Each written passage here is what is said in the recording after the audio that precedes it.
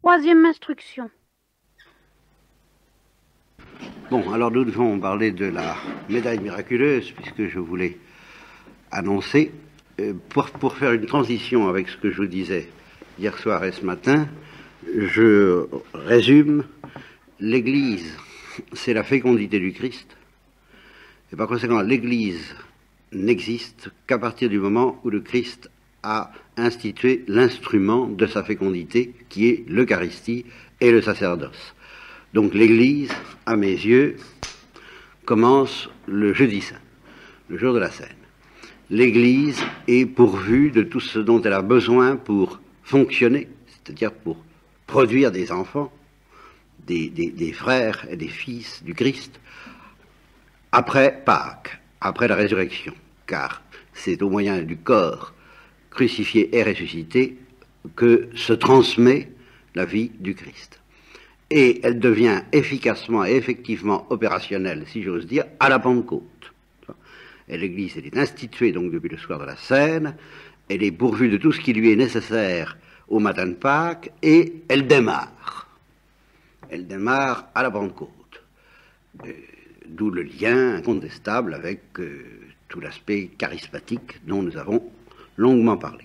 Bien, ceci dit, rôle de la Sainte Vierge là-dedans, eh bien, incontestablement, elle est la première à être la fécondité du Christ, elle est le premier fruit de la fécondité du Christ, mais ceci dit, elle est aussitôt associée à la fécondité du Christ pour tous les autres enfants de l'Église, de sorte qu'il y a une dimension nuptiale de la fécondité du Christ, à savoir que Marie a été associée nuptialement au pied de la croix au Christ pour enfanter dans la douleur tous les enfants qui constitueront l'Église. Et alors là, le projecteur se trouve donc ainsi braqué sur la Sainte Vierge. Je ne vous parlerai pas du rôle de la Sainte Vierge en général, si ce n'est parce que j'y serai amené à l'occasion de la médaille miraculeuse. Sans autre transition, j'en arrive donc à la médaille miraculeuse elle-même. Premier point, l'historique de l'affaire, car il faut que vous sachiez tout de suite qu'il ne s'agit pas, ça pourrait être, et ce serait quand même très respectable, une dévotion de l'Église, plus ou moins poussée par le Saint-Esprit, comme les médailles de Saint-Benoît, de Saint-Christophe, de Saint-Michel, et de la Sainte Vierge elle-même, comme on en offrait quelquefois au baptême des enfants. Et à ce moment-là, c'était une initiative très importante de l'Église, qui demande à être prise tout à fait au sérieux, et sur laquelle je pourrais faire une instruction. Et ce que je vous dirai recoupera en partie ce que j'aurai à dire sur, en général, disons, le port des médailles dans l'Église, en quoi ce n'est pas superstitieux, pourquoi ce n'est pas superstitieux, et à quelles conditions ça ne l'est pas, et dans quel cas ça le devient, car ça peut devenir superstitieux. Mais là, il s'agit de quelque chose de plus particulier, il faut d'abord que vous le sachiez, à savoir d'une initiative de la Sainte Vierge elle-même. On n'est pas obligé d'y croire, bien entendu, mais enfin on n'a pas de raison de ne pas y croire quand on est dans l'Église, pas plus qu'on a de raison sérieuse de ne pas croire à Lourdes. On n'est pas obligé de croire à Lourdes, mais enfin, dans votre intérêt, ne faites pas la fine bouche, alors justement, car s'il y a des charismes, eh bien c'est bien celui de Bernadette, car ce fut un charisme de Bernadette, personne d'autre que Bernadette n'a vu la Sainte Vierge à Lourdes. Beaucoup ont bénéficié charismatiquement, guérison des malades, etc., des bienfaits de la Sainte Vierge à Lourdes, mais enfin, pour ce qui est du charisme de prophétie, l'abbé Laurentin l'a bien présenté, Bernadette, comme un prophète de notre temps. Elle a vu la Sainte Vierge et elle a entendu des paroles qui lui ont été dites et qui ont été accomplies. Je veux qu'on vienne ici en procession, ce fut fait, n'est-ce pas ? Prier et faites pénitence, c'est plus ou moins fait. Enfin, on prie à Lourdes et on fait pénitence à Lourdes, ou pour venir à Lourdes, c'est un fait, n'est-ce pas ? Et allez boire à la fontaine et vous y lavez, eh bien, on va boire à la fontaine, et si justement j'encourage aussi de manière tellement systématique tous ceux qui vont à Lourdes à aller à la piscine, c'est parce que j'ai pris conscience un beau jour, pas tout de suite, dans mon imbécilité foncière, que la Sainte Vierge l'avait demandé. Sans quoi, y voyant une pratique de l'Église, je me sentais peut-être un peu trop libre, mais enfin, j'avais la bêtise de beaucoup qui pensent que faut être malade, quoi, pour aller là-dedans. Hein. Comme si nous n'étions pas tous malades. Comme si, justement, la vraie maladie, c'est de ne pas avoir les 48 degrés de fièvre du Padre Pio, et plus encore, cette tiédeur, cette froideur, cette engelure du cœur, comme si c'était pas la pire des maladies, justement. C'est ça la vraie manière de comprendre les choses. Donc, de ce point de vue-là, nous sommes tous fichument malades, et nous avons besoin de plonger le froid de notre cœur dans le froid de l'eau de la piscine, qui le réchauffe après coup, parce que ça provoque un goût de sang. Bien. Alors, mais tout ça, je le fais, non pas parce que je crois que ça peut faire du bien, que c'est un beau symbole du baptême, effectivement c'est tout cela, mais parce que tout simplement la Sainte Vierge l'a demandé. Voilà. Parce que je crois en Bernadette qui dit « allez vous laver ».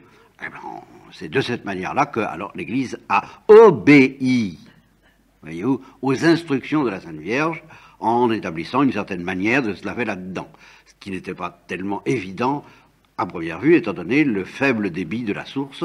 Alors il a fallu organiser les piscines telles qu'elles sont installées, et quand on voit les portes des piscines de Lourdes, on a vraiment l'impression d'être en face des portes du purgatoire. Enfin, c'est l'impression que j'ai éprouvée, étant donné que j'avais vraiment pas du tout envie c'est pas drôle, quoi, c'est pas drôle. Alors, les portes du purgatoire s'ouvrent et on se plonge là-dedans, et puis on en ressort. Et puis on en ressort, et ça va nettement mieux après. Bon, alors, ceci pour dire, la Sainte Vierge l'a demandé. Eh bien, c'est la même chose, elle est apparue donc à une religieuse nommée Catherine Labouré, des servantes de Saint-Vincent de Paul, avec des rayons, c'est important, des rayons qui sortaient de ses mains, et certains de ces rayons étaient noirs, et justement, elle a dit à Catherine Labouré, en se montrant ainsi, les rayons noirs, ce sont les grâces qui se perdent, ce sont les grâces qui ne sont pas reçues. Il avait un grand désir de voir la Sainte Vierge depuis plusieurs années peut-être, qu'il a dévoré, et c'est un ange qui l'a réveillé en lui demandant de descendre à la chapelle, et en la conduisant, ma foi, très consciencieusement dans les couloirs, sous forme d'un petit enfant, jusque ce fameux fauteuil qu'on pouvait voir il y a quelque temps, avant que la chapelle ne fût fermée, car elle est fermée en principe pour 1 an. Drôle d'histoire que je n'approfondirai pas. Mais jusqu'à ce moment-là, ce fauteuil, on pouvait aller s'y prosterner et l'embrasser, ce que je ne manquais pas de faire, parce que c'est quand même beaucoup moins onéreux que de se plonger dans la piscine de Lourdes, à tous les plans. Alors, elle est donc, la Sainte Vierge s'est donc assise.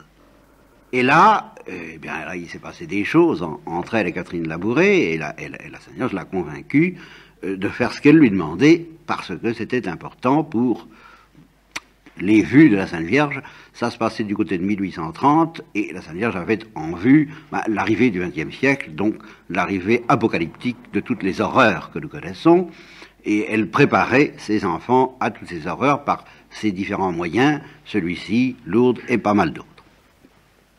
Alors, très consciencieusement, elle en a parlé à son confesseur, et elle a dit à la Sainte Vierge, je veux qu'on frappe une médaille qui représente ce que j'ai vu. Alors elle a décrit ce qu'elle a vu, elle a décrit comment elle a vu la Sainte Vierge, à peu près comme je vous l'ai décrit là, et ça a donné ça et d'autres reproductions de ce genre, et la Sainte Vierge avait dit à Catherine Labouré, ceux qui porteront cette médaille avec confiance recevront de grandes grâces. Voilà.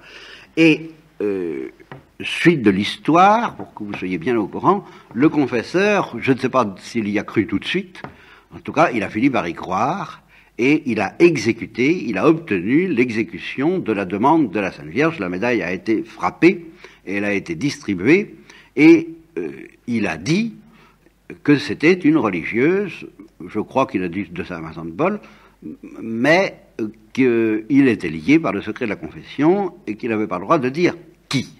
De sorte que Catherine Labouré a été célèbre dans le monde entier durant sa vie même sans qu'on connaisse son nom. C'était la religieuse qui avait vu la Vierge de la médaille miraculeuse. Alors l'évêque a donc autorisé, et probablement plus qu'autorisé, encouragé la diffusion de cette médaille. Alors ça c'est donc le premier fait historique. À savoir, ça vient donc d'une initiative de la Sainte Vierge pour celui qui veut bien croire à cette apparition. Deuxième fait historique, alors, ce sont les fruits spectaculaires de cette médaille. Alors, un des plus extraordinaires, je l'ai raconté à plusieurs reprises, mais enfin, il est bon que vous le connaissiez pour le raconter éventuellement, car tout un institut religieux est né de la médaille miraculeuse, à savoir l'institut de la congrégation religieuse de Notre-Dame de Sion, qui fut fondée initialement dans le but de prier pour la conversion d'Israël.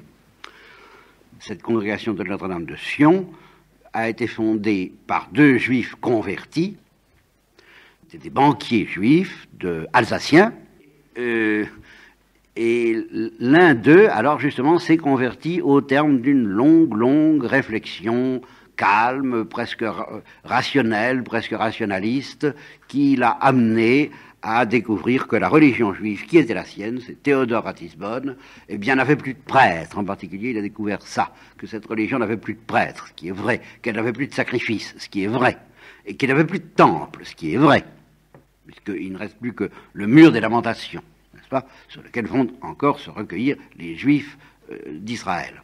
Et découvrant cela, petit à petit, il a découvert, par la méditation lente, par une longue maturation, et pas du tout par un éclair éblouissant ni charismatique à première vue, que la vérité, l'épanouissement authentique, le fruit profond de la religion d'Israël, c'était la religion chrétienne, c'était le Christ et la religion chrétienne. Et il s'est ainsi converti progressivement pendant que son frère, lui, faisait la vie, avec une haine des chrétiens particulièrement violente, et la haine, en somme, de tous ceux qui sont travaillés par Dieu d'une manière non moins violente, comme Saul de Tarse. Il avait à peu près la même attitude, et il courait donc dans les rues de Rome à visiter les musées et à mener, à faire un peu la noce de grand seigneur, Alphonse de Ratisbonne, lorsque un de ses amis, qui était particulièrement cher, et qui était en fait sur le point de mourir d'ailleurs, a été possédé littéralement par l'inspiration. Et alors là, il n'avait pas tellement les arguments que je vais vous donner. Là, c'est le charisme. Alors voilà un exemple de charisme, de diffusion du Saint-Esprit, comme on dit aujourd'hui, qui est tombé sur cet homme dont j'ignore le nom, et qui a été poussé irrésistiblement à demander à cet incroyant,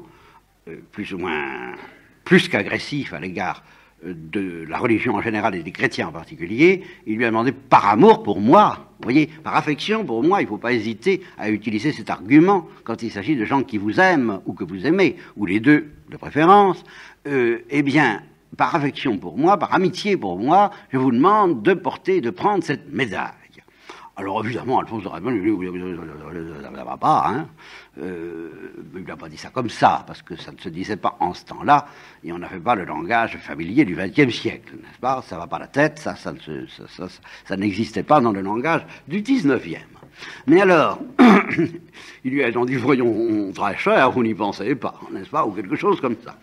Et l'autre lui a dit, mais si, j'y pense absolument, j'insiste, je vous le demande, et le comble, car il faut associer à la médaille miraculeuse le souvenez-vous, dont j'ai trop peu parlé en cette occasion, il lui a demandé de réciter aussi le souvenez-vous par amour pour lui, voire affection pour lui, et alors là il a essuyé une contre-attaque encore plus violente, mais il ne s'est pas laissé démonter pour autant, il était poussé par une force irrésistible, lui demandant de faire cela.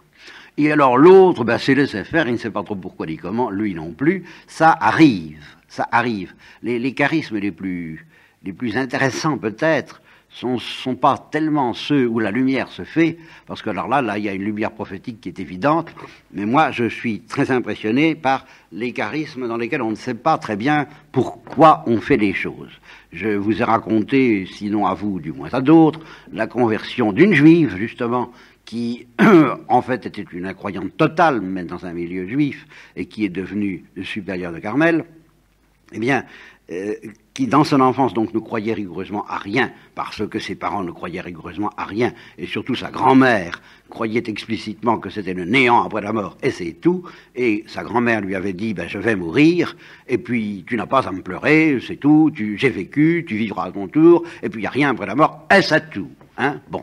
Et c'est ça qu'elle a entendu, donc à l'âge de 17 ans, au moment où sa grand-mère est morte. Mais à ce moment-là, elle était déjà convertie, secrètement. Mais à l'âge de 10 ans, elle ne l'était pas, et elle était dans un désespoir tel qu'elle avait décidé froidement que si, à l'âge de 20 ans, rien ne s'était produit, elle se donnerait la mort. C'était un contrat et un pacte qu'elle avait passé avec elle, parce que ça ne pouvait pas durer comme ça, on ne pouvait pas vivre comme ça. Elle passait des heures à faire oraison sans le savoir, m'a-t-elle dit, et à subir les nuits de Saint-Jean-de-la-Croix sans le savoir, m'a-t-elle dit aussi, des heures avec ses animaux, parce qu'elle n'aimait pas la nature, elle n'aimait rien. Elle n'aimait rien ni personne. Elle avait de la haine pour tous ceux qui aimaient la nature, parce qu'ils pouvaient jouir de quelque chose alors qu'elle ne pouvait jouir de rien. Et elle ne jouissait, si j'ose dire, que du vide de l'existence, son père étant mort à 4 ans, et elle était dans un désespoir total, et elle passait son temps avec ses animaux, avec son chien, et avec ça, auprès desquels elle pouvait respirer, et alors elle passait des heures à méditer sur le néant et l'absurdité de la vie. Voilà. Et c'est là qu'elle avait pris cette décision que si ça durait des années comme ça, parce qu'une fois elle avait demandé à ses parents mais quel est le sens de la vie, ils lui avaient ri au nez, et alors ils avaient dit eux aussi, à leur manière toujours très distinguée, ça va pas la tête, hein, parce que elle pose une question pareille, est-ce qu'on demande à quoi la vie, ça sert à vivre, c'est tout. Bon.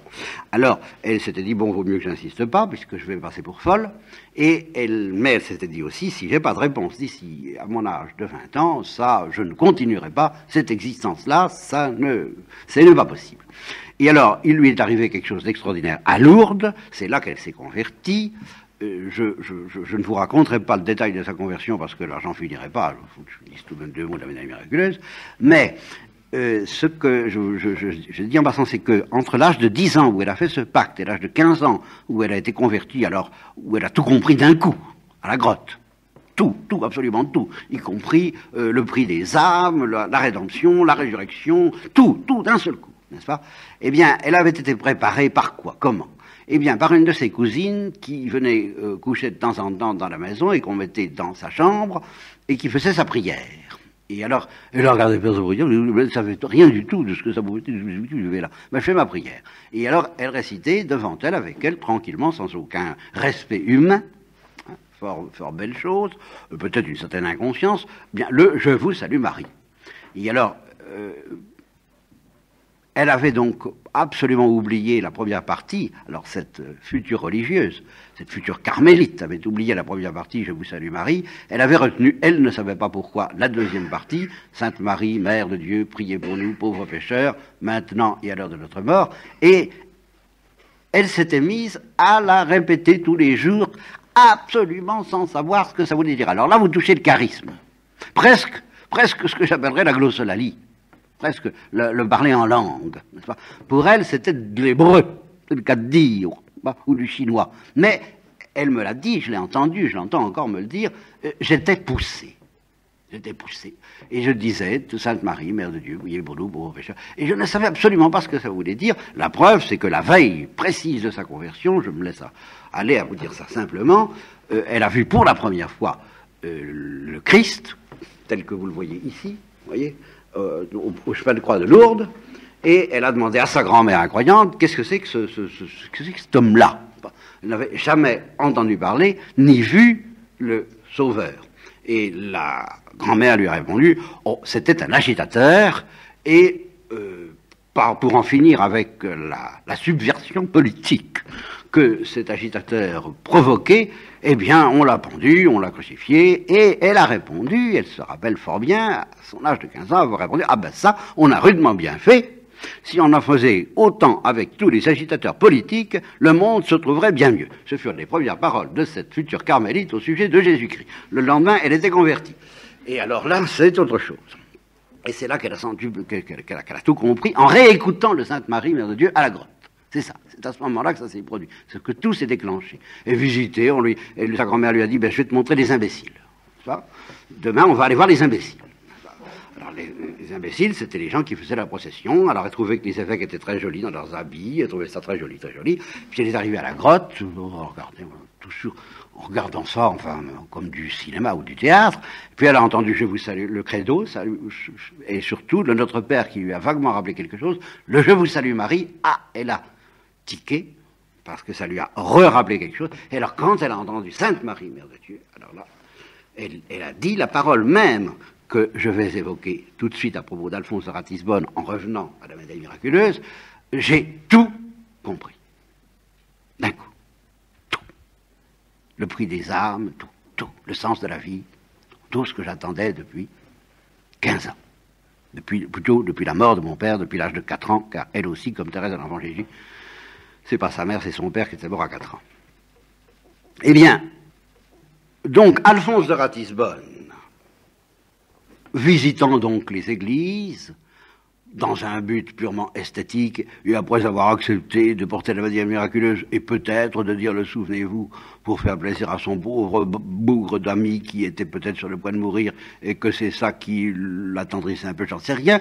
En tous les cas, ayant accepté ça, il va à l'église Saint-André des Frères, Sant'Andrea del Frate, et j'ai dit la messe dans cette église, une de mes pas une de première messe, mais en fait tout de même une messe de jeunesse, quand je suis allé à Rome la première fois, presque la seule d'ailleurs, où je suis allé à Rome, et il a visité cette église, parce que je ne sais pas ce qu'il y avait à visiter.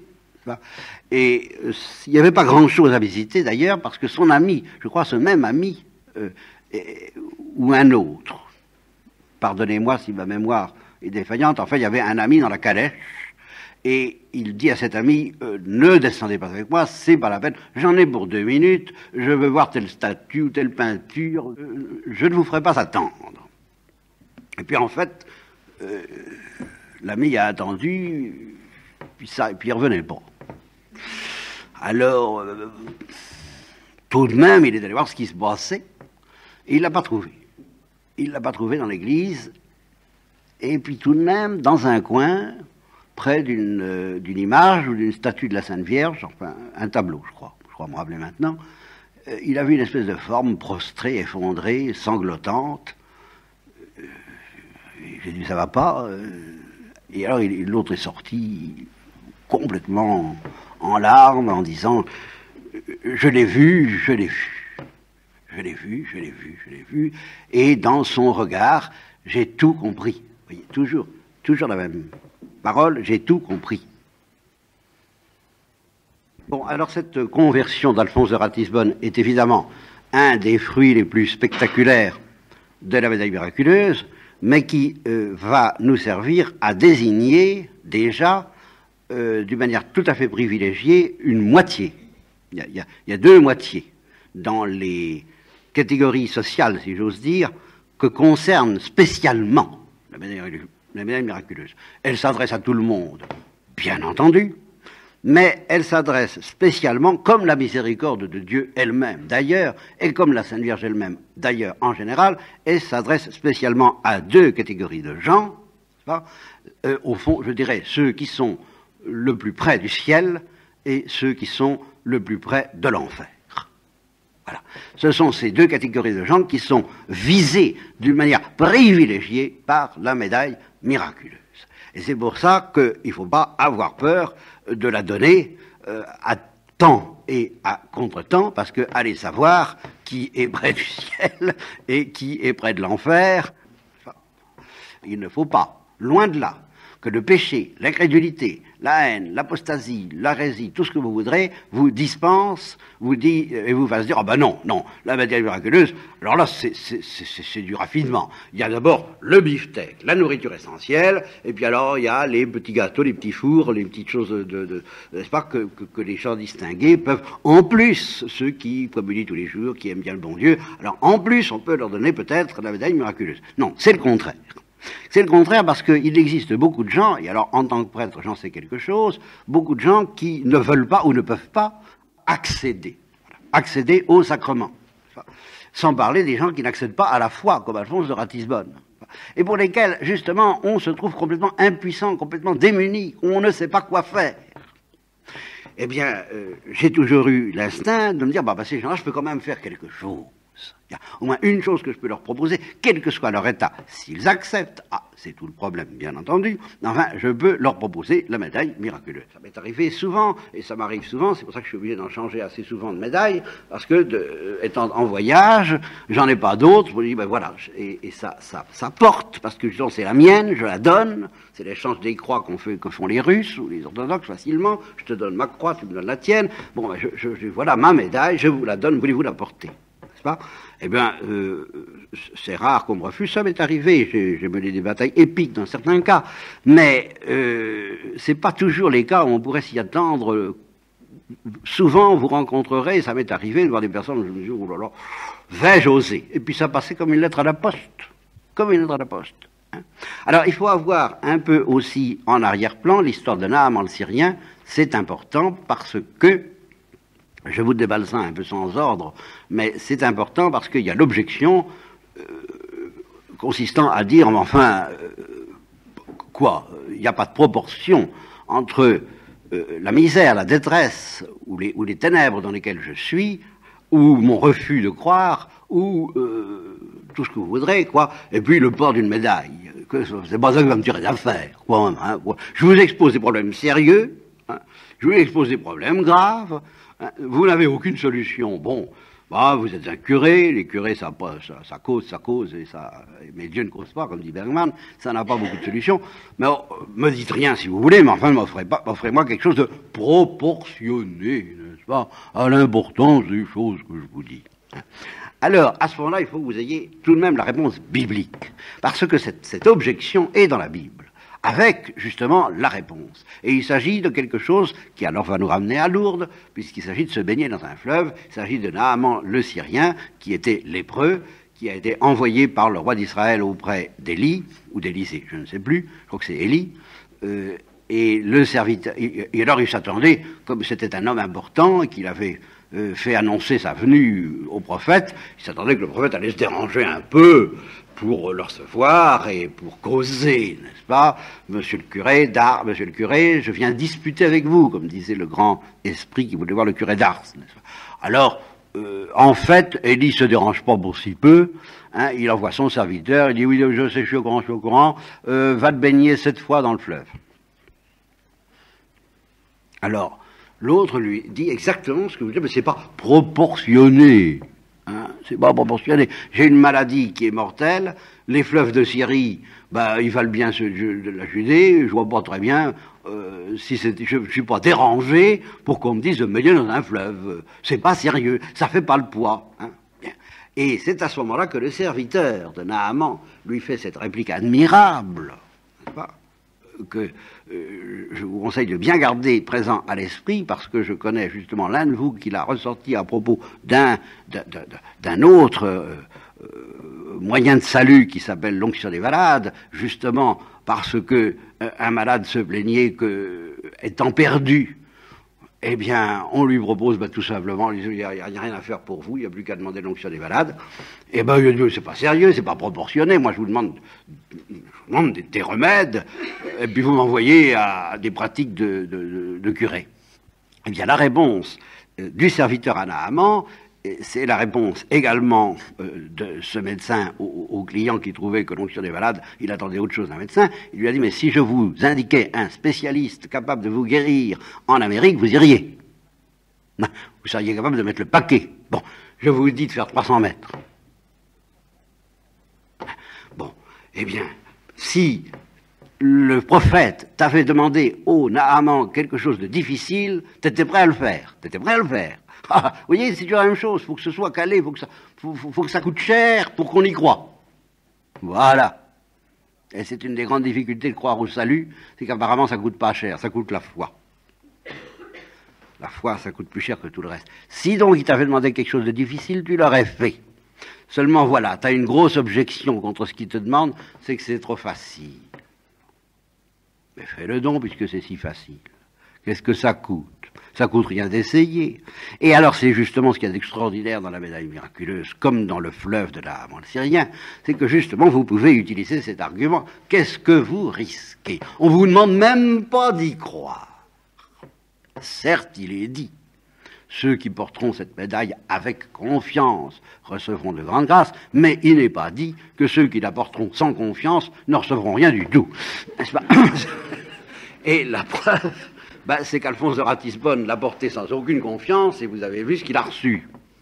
Et Naaman, Syrien, s'est baigné dans le fleuve sans aucune confiance, et il a été guéri.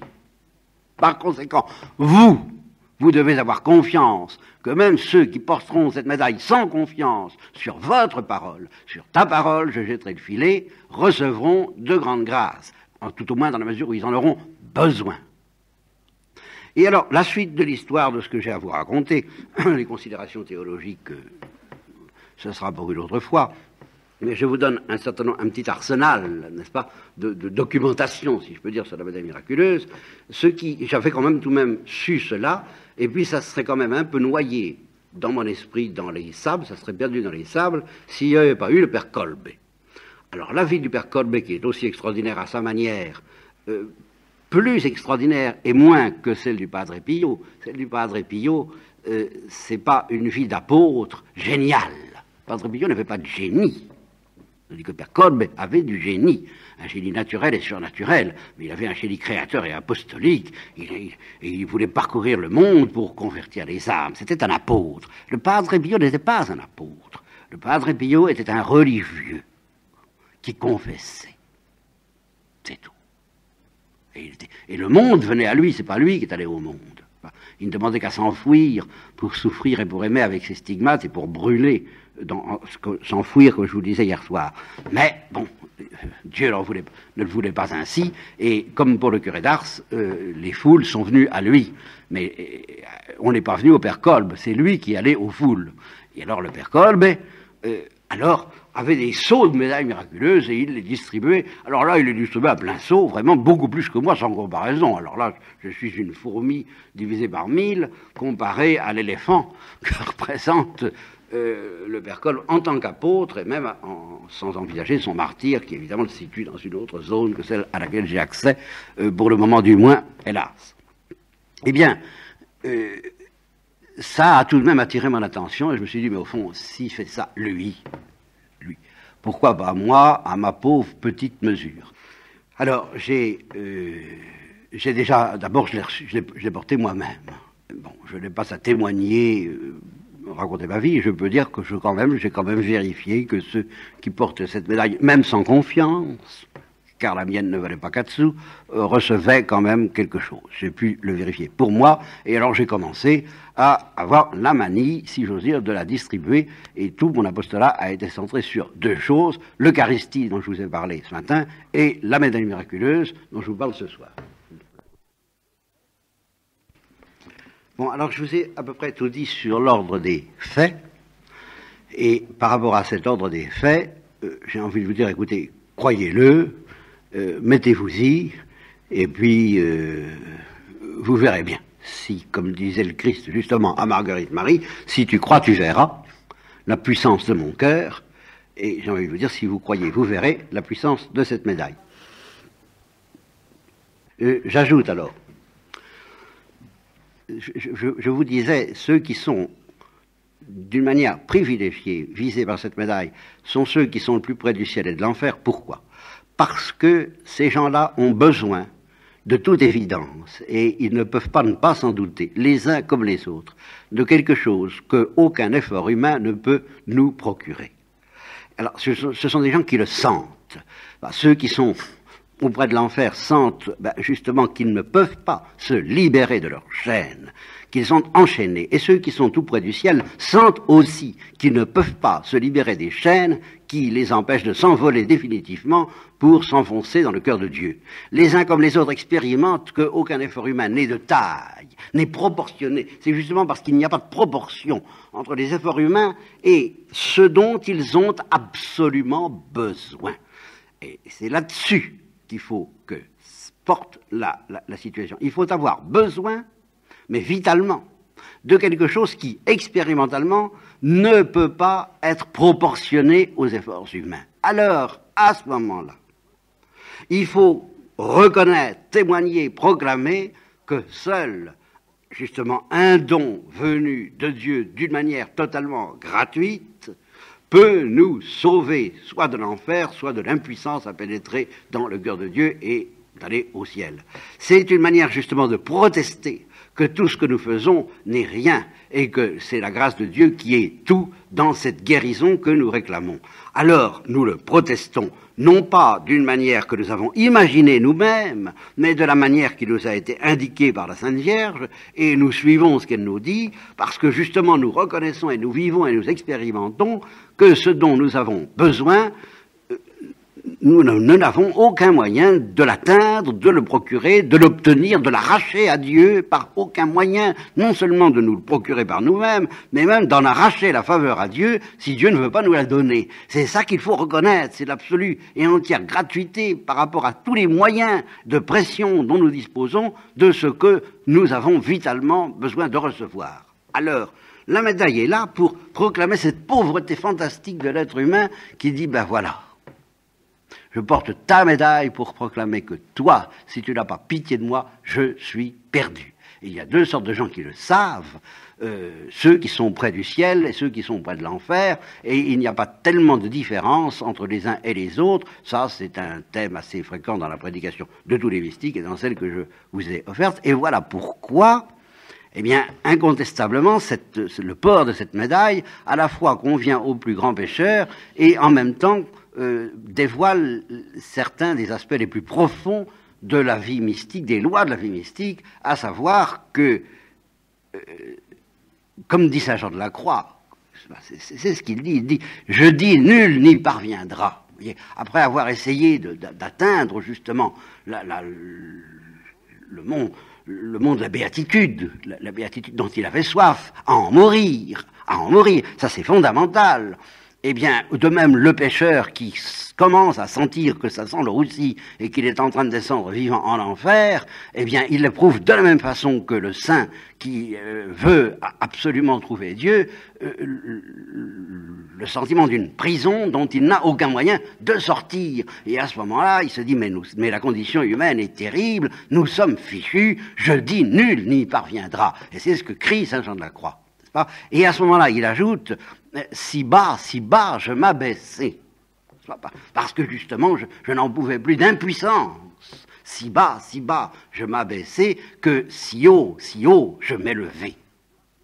Et j'atteins enfin ce que je cherchais. C'est cette dialectique qui consiste à se casser la figure pour rebondir dans le cœur de Dieu, mais en vertu d'un ressort qui ne nous appartient pas. C'est cette dialectique, en fin de compte, qu'on proclame la médaille miraculeuse. Si bas, je m'enfonçais dans les ténèbres, ou dans la ténèbre divine des mystiques, ou dans les ténèbres cruelles du vrai péché, si bas, je m'abaissais dans ces ténèbres, que, désespéré, j'ai reçu cette médaille, des mains d'un autre, des mains de l'Église, alors que je ne l'aurais pas inventé, que personne...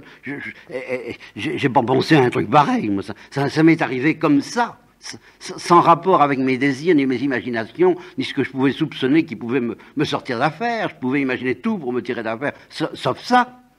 Et ça m'a été donné, alors je l'ai reçu, si haut, je m'élevais, que j'atteins enfin ce que je cherchais, c'est-à-dire la sortie de l'enfer, la sortie des ténèbres, comme l'avion qui sort des nuages pour pénétrer dans cette lumière éternelle dont il faudrait que nous ayons tellement soif. Je donne la parole à Jean-Marie. Alors là, ça m'entraînerait évidemment assez loin.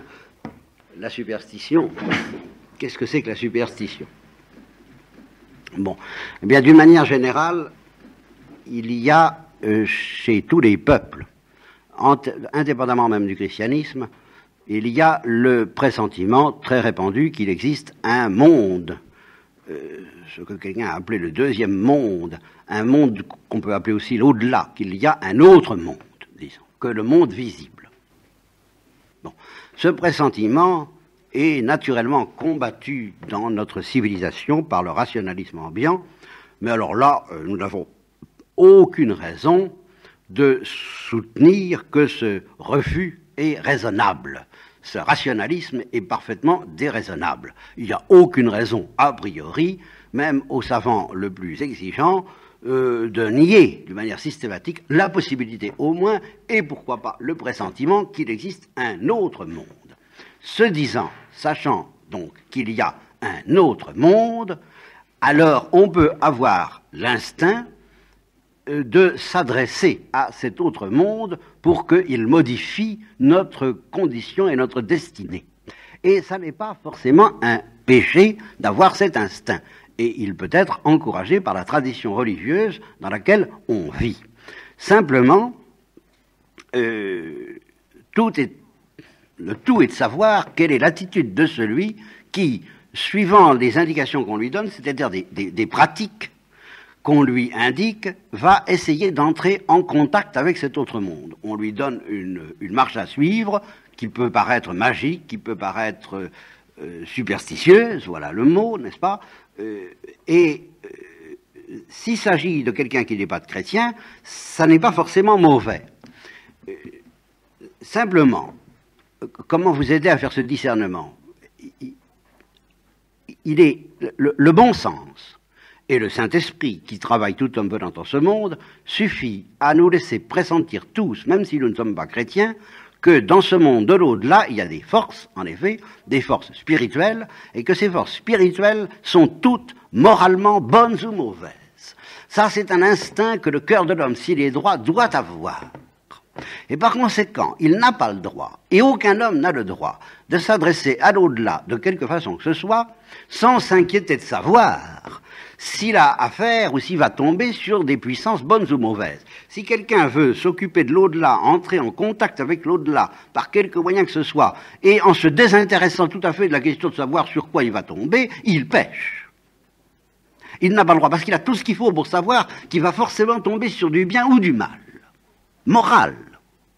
Et que c'est pas neutre, et que c'est par conséquent très redoutable. L'indifférence et la curiosité pure et simple dans ce domaine, faire tourner les tables ou faire des trucs pour entrer en contact avec l'au-delà, sans s'occuper trop de savoir si on va tomber sur des puissances bénéfiques ou maléfiques, moralement parlant, ça c'est un péché grave qui risque effectivement, en fait, de nous faire tomber sur des puissances mauvaises. Bien, voilà pourquoi, justement, l'Église nous ayant donné le canal et le chemin de s'adresser à l'au-delà, nous n'avons pas le droit d'en sortir. Bon, alors, ça c'est un premier point. Il faut que notre intention, quand nous nous adressons, quand nous avons envie de nous adresser à l'au-delà, soit droite. Or, la seule intention véritablement droite et véritablement pure, alors interchrétienne, ça n'est pas seulement de demander la guérison d'une maladie, ça n'est pas mauvais. Et ça n'est pas une chose contre laquelle je m'insurge, c'est pratiqué chez les charismatiques en ce moment, à l'appel, j'allais dire, et ça n'est pas du tout interdit d'aller se faire guérir par Jésus-Christ, déjà, sur les routes de Galilée, ou par les charismatiques s'ils obtiennent ces guérisons, je n'ai rien contre. Simplement, je dis qu'on peut espérer ça de la médaille miraculeuse aussi, mais que ça peut vite devenir de la superstition si on ne comprend pas. Et aussi bien d'ailleurs chez les charismatiques que pour la médaille miraculeuse, que quant à la manière de s'adresser à Jésus-Christ, ou quant à la manière de s'adresser à un saint qui a le pouvoir de faire des miracles, eh bien, ça devient superstitieux à partir du moment où on refuse de comprendre que de toutes les maladies qui nous pèsent dessus, la pire de toutes est cette tiédeur, cette froideur, cette engelure du cœur qui fait que nous ne brûlons pas d'amour pour Dieu. Si l'on refuse de comprendre ça et qu'on se crispe sur la guérison des maladies que j'appellerais secondaires, quelle que soit leur gravité, par rapport à la gravité terrible de cette maladie de la froideur, alors on déséquilibre les choses et l'ordre de Dieu, de sorte que la véritable manière de recevoir la médaille miraculeuse, c'est de demander d'être guéri de la vraie et de la grande et de la pire maladie qui pèse sur nous, à savoir cette indifférence à l'égard de Dieu. Ceci dit, il y a deux grosses manières de savoir que nous sommes atteints de cette maladie grave que j'appelle l'engelure du cœur. Il y a la manière des saints qui savent très bien de quoi il s'agit, et qui crient « Mon Dieu, pourquoi m'abandonner ?» comme le Padre Pio l'a crié pendant des années, n'est-ce pas ? Ne te perdrai-je pas pour toujours ? Et puis, il y a la manière des pécheurs eux-mêmes qui, tout en étant pécheurs, sentent qu'ils sont malheureux d'un malheur plus grave que tous les malheurs humains. Ils le sentent dans un certain désespoir qui dépasse. Alors ceux-là, je dis, s'ils reçoivent la médaille miraculeuse,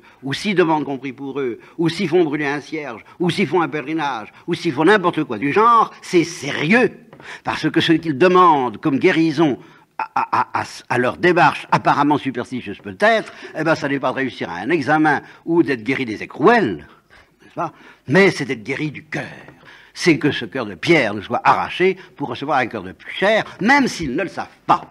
Et c'était bien le cas de Charles de Foucault, car c'est très impressionnant que dans sa conversion, il a agi comme un automate. Là encore, lui, n'est-ce pas? Il est venu pour discuter avec un prêtre, l'abbé Huvelin. L'abbé Huvelin lui a dit « Confessez-vous ». Il a dit « C'est pas pour ça que je suis venu, ça fait rien, confessez-vous ». Et puis, il n'a rien senti d'extraordinaire sur le moment. Et il a communié 5 minutes après. Mais ça n'empêche que tout ça était parfaitement authentique, alors que ça pouvait paraître de la superstition, de la part de quelqu'un qui, justement, alors là, pour le sacrement de pénitence, c'est imbattable. En principe, c'est pas la superstition, le sacrement de pénitence. Or, Charles de Foucault l'a pratiqué d'une manière qui peut paraître extrêmement suspecte. Il vient là, il se met à genoux parce que matériellement, il pouvait pas faire autrement, hein, et il vient pour discuter. Et l'abbé lui dit, non, confessez-vous. Mais j'ai pas la foi, ça fait rien. Ça fait rien. Vous vous rendez compte? Ça fait rien. Pourquoi? Parce qu'il avait senti la détresse. Et la détresse suffit à être arrachée à la superstition quand elle est métaphysiquement profonde, authentiquement profonde. Alors c'est là où, évidemment, je ne vous dis pas qu'il y a un signe implacable et infaillible selon lequel vous saurez, d'une manière absolue, que la personne qui reçoit la médaille ne pratique pas la superstition à propos de cette médaille. Mais n'empêche que je dirais simplement cette règle, plus elle fait de difficultés, plus vous pouvez être sûr que ce ne sera pas de la superstition. Et c'est là-dessus que je termine, si vous voulez.